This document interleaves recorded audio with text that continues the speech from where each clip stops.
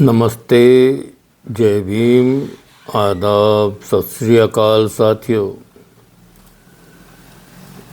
25 दिसंबर के दिन डॉक्टर बाबा साहब अम्बेडकर जी ने मनुस्मृति दहन की थी। वो इसलिए कि बाबा साहब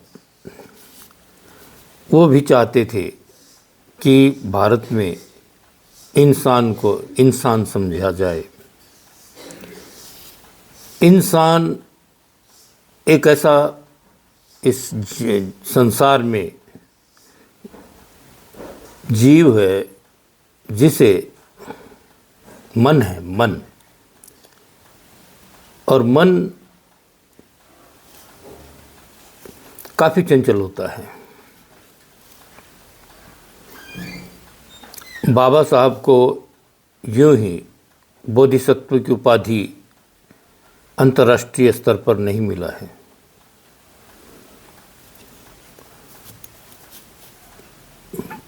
भगवान बुद्ध के बताए मार्ग पर चलने के लिए बाबा साहब ने कहा था। उन्होंने तथागत को अपना गुरु माना, अपना आदर्श माना। गुरु जो होते हैं वो सबके मंगल के और कल्याण की बात करते हैं।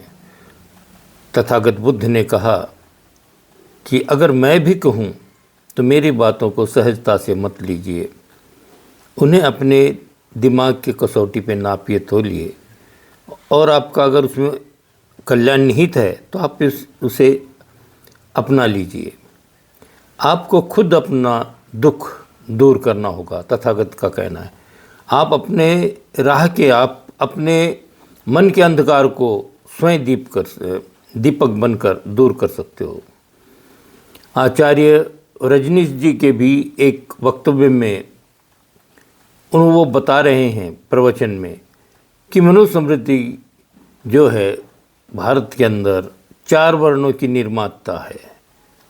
आचार्य रजनीश इस बात पर जोर दे रहे हैं कि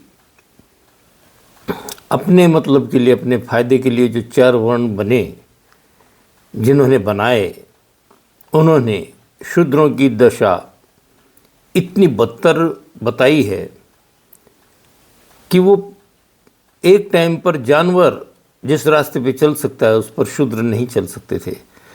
जहाँ